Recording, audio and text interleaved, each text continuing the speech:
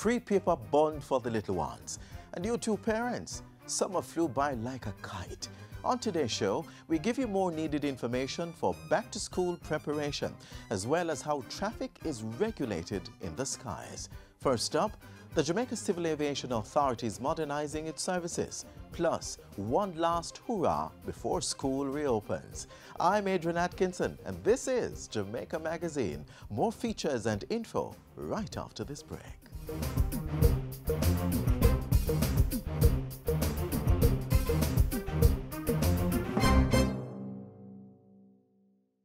Inform yourself about the HTLV-1 infection. HTLV-1 means human T-cell lymphotropic virus type 1. It's not the AIDS virus, but they are contracted in a similar fashion.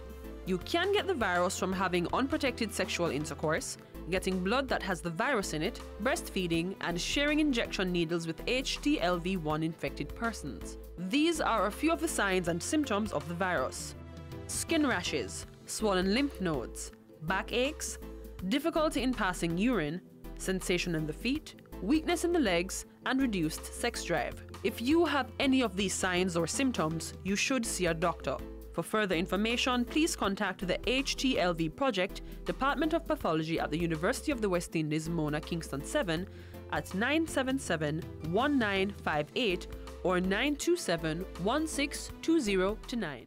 If you're watching the JIS, you're always in the know when it comes to government information. Keep watching, keep informed, and tell your friends. JIS, your #1 source for government info.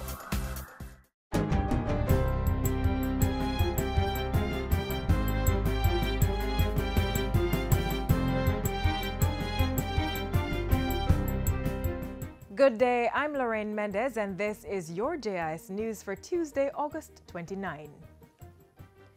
National Security Minister Robert Montego says management of police resources is being improved so that they can be better used to smash criminal gangs. The minister made the comments while handing over 20 new vehicles to area and shift commanders at the Office of the Police Commissioner on Friday. The vehicles are assigned to the JCF's 5 areas and 19 divisions. 4 were handed over in St. Mary early last week. The vehicles are equipped with trackers, they have radios, they have the globe lights, and they have a public address system that can also enhance the delivery of police services on our streets.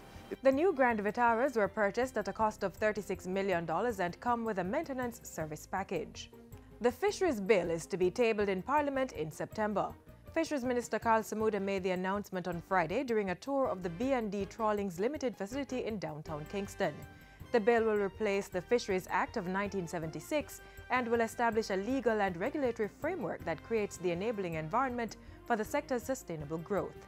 This includes ramping up measures to tackle poaching and unregulated fishing in Jamaican waters. What that bill really seeks to do is to make the process more transparent, based on collaboration with the industry players. It broadens the decision-making process, and it will enhance the way that the people who are engaged in this industry feel about expanding their investment, because it will give them a greater sense of ownership of the industry. The new legislation will facilitate the establishment of a proper licensing authority equipped with the requisite provisions. The Copyright Act is to be amended to introduce comprehensive measures to tackle digital piracy. Entertainment Minister Olivia Grange says the response to piracy needs to change to effectively address some of the challenges faced by players in the industry. We note, applaud, and appreciate the effort of the police to deal with piracy of physical recordings.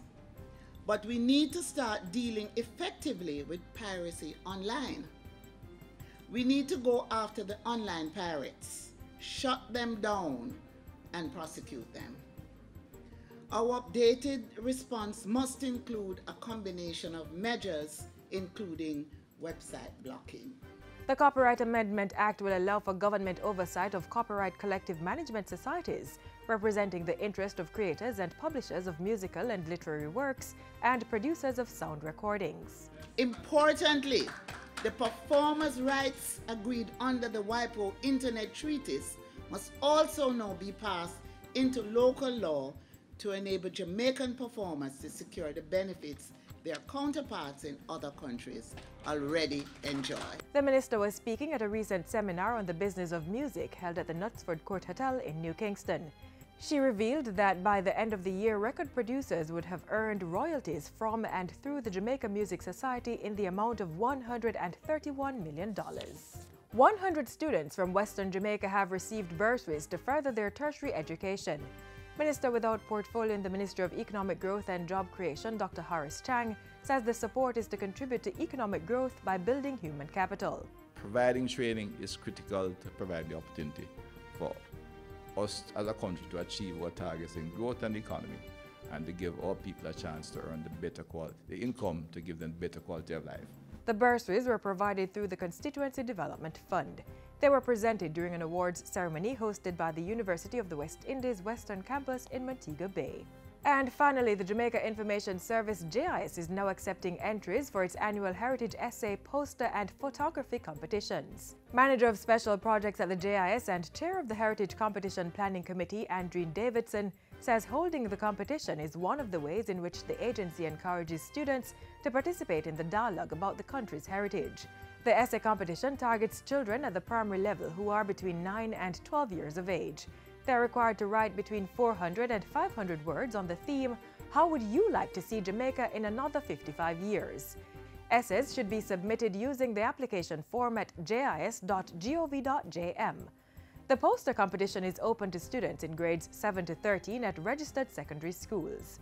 They are required to design an 11 by 17-inch poster digitally or by illustration depicting Jamaica 55. And the photography competition, which is in its second year, targets students attending an accredited tertiary institution. They are required to submit a high-resolution quality photograph depicting Jamaica 55. Students have until midnight on October 31, 2017 to submit their entries. Prizes will be awarded to the top participants for all 3 competitions, courtesy of sponsorship from corporate Jamaica, including financial and tertiary institutions, technology companies, and bookstores.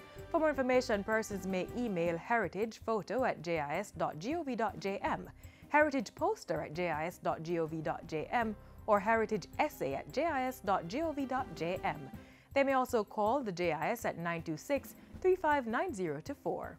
And that's it for JIS News Today. I'm Lorraine Mendez. Thanks for watching.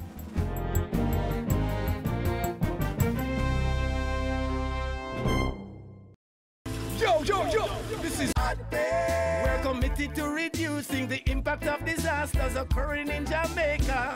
We're ever ready to assist you before, during, and after a disaster. But everybody have a role to play, so make we work together and follow the plan. Whether rich or poor or where you come from, hurricanes affect everyone, so be prepared. Prevention is better than cure. Be prepared. Listen to OPM. A message from the Office of Disaster Preparedness and Emergency Management. Every duty vehicle on the road or the bridge. Listen the message. No overload. Quarry operator, haulage contractor, a trailer driver. No overload. Truck overload destroys our roads. I want to say, check your speed, check your state, make sure you're not overweight. Take the time to make it safe, even if you're little late. Some of the road they leany, sinky, twisty. Truck overload destroys our roads. So drive a heavy duty vehicle on the road or the bridge. Listen the message.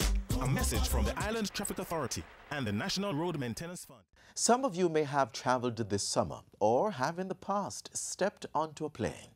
Even if you haven't, there is an organization which ensures that there are no planes falling out of the sky in Jamaica. Watch this. Today, we see the beginning of a new phase. Something that started back in 2010 is finally ready, and it is a pleasure to be your guide through the formal proceedings this afternoon. I am Paula Ann Porter-Jones. Welcome.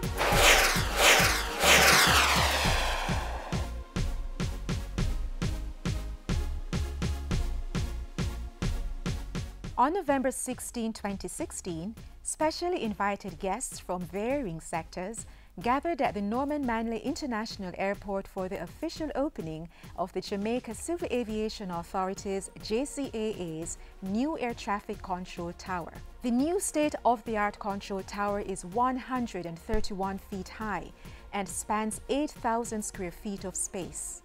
Construction began in 2012 under a contractual agreement with the Canadian company Intelcan. It replaces the old tower, which was built over 40 years ago. The transfer of operations to the new tower has now been accomplished with the confidence that the facility now conforms to and performs in accordance with the international standards of reliability, safety, and operational performance, which are required for air navigation systems the world over. The 20 million Canadian dollar facility places Jamaica in a position to continue maintaining its reputation as a leader in the international aviation industry. A recent result from the International Civil Aviation Authority's validation mission in June 2016 further confirms Jamaica's status as a leader in civil aviation administration. An ICAO audit in 2007 indicated Jamaica's effective implementation of ICAO's standards and recommended practices at 54%. A follow-up mission in 2012 indicated an effective implementation status of 67%. And the most recent mission in June of this year indicated an effective implementation of international standards at 82.38%, the highest for all countries in the English-speaking Caribbean. JCAA Chairman Philip Henriquez, in his remarks, read by Deputy Chairman Robert Evans, congratulated aviation staff for ensuring this record achievement. Nowhere is complexity greater than in the systems which control aircraft, airports, and air traffic management. Accordingly, the highest levels of specialization, training, and professional excellence are required to operate these complex systems safely and efficiently. And so, while today is a day to celebrate the accomplishment of a technological feat, it is also a day to recognize the contribution of a range of professionals, including air traffic controllers, air traffic service personnel, regulators, and the support staff whose consistent performance allows the JCAA to meet the challenges of ensuring responsible regulation as well as safe and efficient air navigation services to the aviation community. Transport and Mining Minister Mike Henry, in his message read by JCAA Chairman Philip Henriquez, said the modernization of the air navigation services signals to local and international interests, as well as air traffic controllers, that the government is committed to providing service in a modern building with equipment of the highest standard. We believe that the new facility will make Jamaica's delivery of air navigation services more reliable and efficient. It will boost the island's thrust to establish our aviation hub as a conduit to the world, and it will enable our cadre of skilled and highly trained air traffic controllers to continue providing the safest and most efficient air traffic management services available to the local and international aviation communities.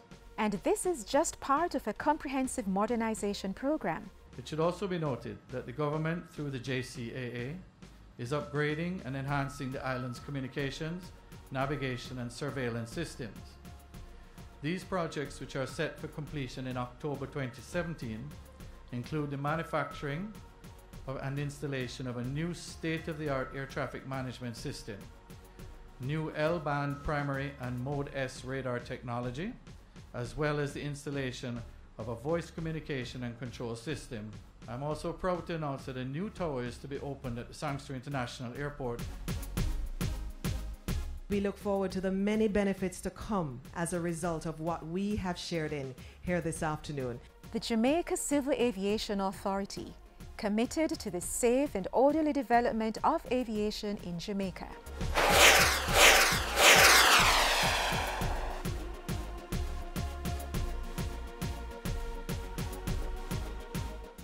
On our roads, remember, take time, be courteous, drive good, walk good. Part of keeping our roads safe is ensuring the vehicles we drive are mechanically safe, meeting all roadworthy requirements. And besides that, we must be good drivers and avoid risk-taking and sensation-seeking behaviors which are prone to causing road crashes.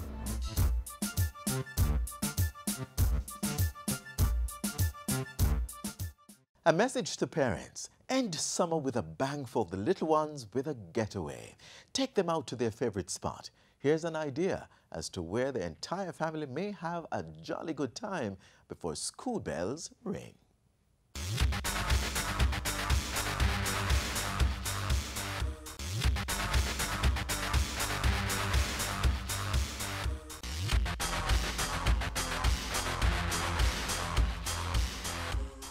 Fort Clarence Beach has been operated by the UDC since 1976 and continues to be very popular with Jamaicans from all walks of life. If you wish to indulge in the fun, sun, sea and sand whilst enjoying some of the island's finest seafood, then Fort Clarence is the ideal location for you and your family. The location also boasts changing rooms, lifeguards, security, picnic grounds and a restaurant. Fort Clarence is also the perfect venue to host events. Patrons who have visited Fort Clarence Beach tell us why we should. It's fantastic. Love it. It's great. Better than being in the snow in London. It's really good. I've played catch. We've got drinks from the beach huts and we've just laid around. I'm enjoying the weather. We've just come over from England and we left snow. So we've come over here and it's beautiful and it's clean. It's not too busy. The water's beautiful. It's just lovely. We live in Atlanta and we come down every now and again. I've been to Hellshire most of the time, but actually it's the first time we've been to Fort Clarence in a couple of years. I actually do prefer it. Fort Clarence Beach is open to the public 7 days a week, Mondays to Fridays from 10 a.m. to 6 p.m. and on Saturdays, Sundays and public holidays from 7 a.m. to 6 p.m. Take time out to visit these attractions. You will be happy you did. For further information on the development projects being carried out by the Urban Development Corporation, you may call them at 922-831-024 or visit their website at www.udcja.com. You may also visit their information center on the ground floor, Kingston Mall, downtown Kingston. Urban Scope was brought to you by the Urban Development Corporation in association with the Jamaica Information Service. No, son. A verb is an action word. Parents need to become more involved in their children's education. Parents are the first and in many cases the most important teachers. Read with your children. Review their schoolwork. Visit their school. Tapping and rapping and slapping, I said. Nice! High five! Woo! A good education will never decay. The government has increased the benefits for students who are registered on the Program of Advancement through Health and Education, PATH. They will also be receiving free lunch every day. There's no reason any child should not be returning to school come Monday. Here's what PATH can do for you.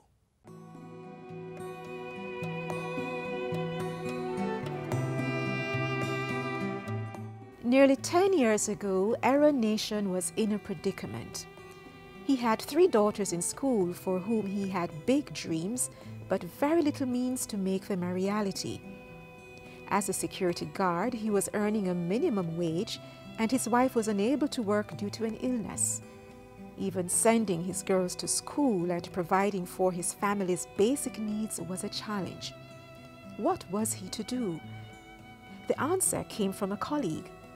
I was introduced by one of my co-workers one night while we was at work, and she was telling me how she benefit with her 3 children. So I found it interesting, so the very next day I went to the office and applied, and they gave me a form and complete the form and take it back to the office with the information on it. And then after that, one of the social workers visited the house to confirm the information that was given on the paper. And then I was being informed that I was being enrolled on the program. What Aaron's co-worker introduced him to was the Program of Advancement through Health and Education, PATH. It's a cash transfer program funded by the Government of Jamaica and the World Bank. Since 2002, PATH has been offering assistance to thousands of parents like Aaron. It helped my children them throughout school, especially the lunch program was good for me, because all I need to give them was $300 each day to pay their fare and $100 to buy a drinks because they get a meal every day. With the monthly stipend PATH offered, plus the meals provided under the school feeding program, Aaron was empowered to ensure his girls never missed a day of school. He was finally able to put them on track for the bright future he dreamed of. Compliance in attending school is a requirement of the PATH program. So if you do not attend school every day, the benefits are cut. You can lose them if the children are not attending school. So I believe that that is one positive contribution that it has made, where besides giving the assistance, that it has said that there must be compliance in school attendance. Aaron's eldest daughter, Nicole, is grateful for PATH's support. She credits it with putting her well on the path to fulfilling her dreams of being a medical doctor. She's now an intern at the Spanish Town Hospital. I began the PATH program when I was at Montego Community College. I was just starting college, and so my father received the monthly stipend to assist our household. The PATH program became a more fundamental part of my educational journey when during my last year of medical school, I received a grant of $100,000 to help finance my tuition. Nicole's sister Marielle, who is now a trained teacher, also got help from PATH towards her tertiary education. As soon as she was 18 years old, I went back to the office, complete the forms. They gave me a grant of $50,000, so I used it to help pay the school fee at Sam Sharp Teachers College. And then in the final year, I saw one day in the newspaper when it came out that final year student would be granted $100,000. So I have 2 children who was on their final year. Now, only one of the nation's sisters remains on the program at the secondary level. Just like the nation's sisters, PATH has enabled many students to shine from the primary to tertiary levels.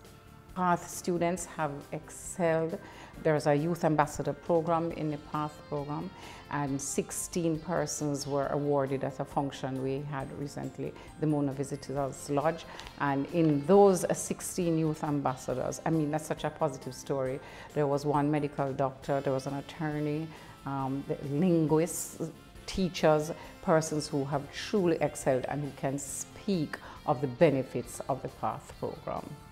Nicole was one of those bestowed the prestigious title of Youth Ambassador. Being a youth ambassador, it is a privilege, it is an honor.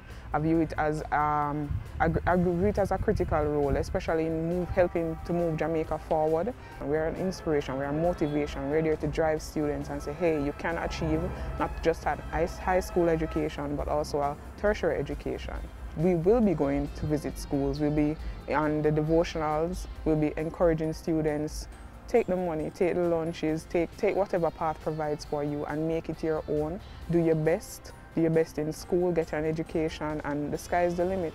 In addition to providing a monthly stipend, feeding young beneficiaries and providing school grants, PATH provides several other benefits for students and their parents. We have the Steps to Work program, which is a program that allows the parents of the children to become gainfully engaged, whether in shops, setting up shops, rearing pigs, rearing chickens, so that they in time can come off. It's the graduation strategy to get people off of PATH, because of course you don't want people to remain on PATH for the rest of their lives.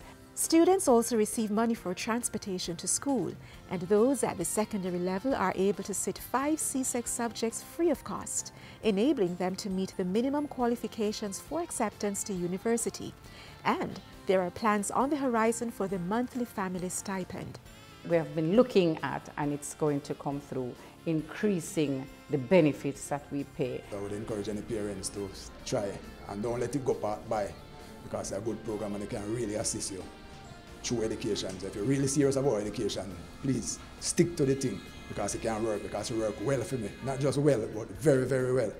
In addition to students, PATH beneficiaries include persons 60 years and over who don't receive a pension, persons with disabilities, pregnant and lactating women, and poor adults 18 to 59 years of age. If you need more information on the PATH program, contact the Ministry of Labour and Social Security at 922-9500-14 or visit their website mlss.gov.jm.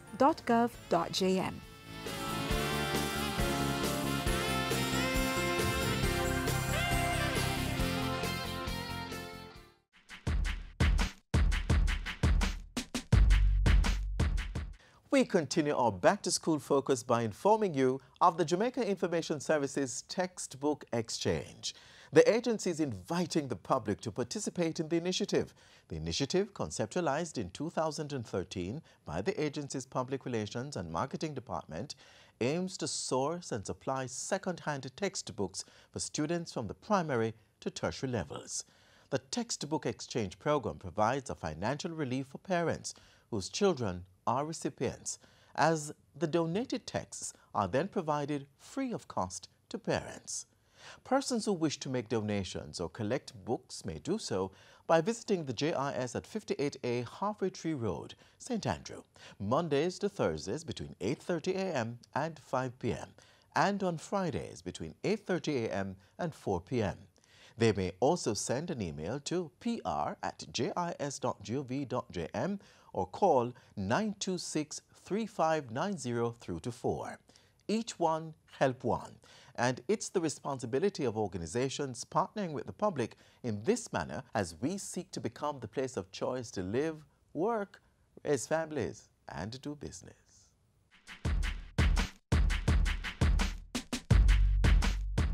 Speeding through life and the traffic lights till somebody get hurt and the tears start cry. Save a life for the kids, for you and I. Save kids' lives. Make the road safe whether day or night, for pedestrians, passengers, cars and bikes. Save a life for the kids, for you and I. Save kids' lives. Hey man, it's our job to keep the road them safe. Have to take care of the youth them so we know them safe. And obey the road code, don't race. No bother with the speeding, cause make face. And check your light them at your tires and brakes. Riders and the pillions who left the helmet. I put on the cell phone, no send no text. No matter what color they on your plate. When you're on the road, take your time. When you're on the road, bear this in mind. When you're on the road, you can save a life.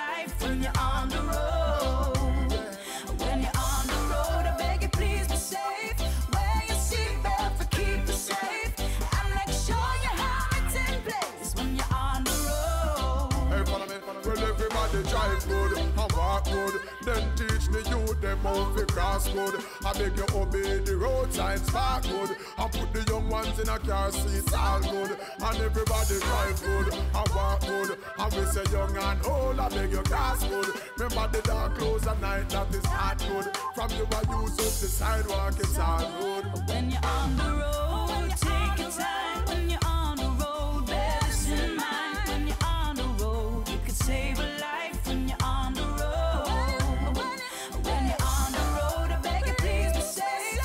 Wear your seatbelt to keep you safe, and make sure your helmet's in place. When you're on the road, when you're on the road, when you're on the road.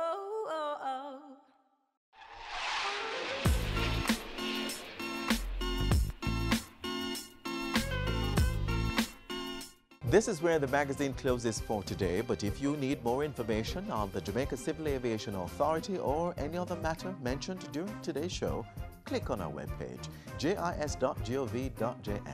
There you may find more information on government programs and policies. For more television features, visit our YouTube channel. We're also on various social media sites. You can also download our app from the Google Play Store to stay informed while you're on the go. I'm Adrian Atkinson. Do have yourselves a wonderful evening.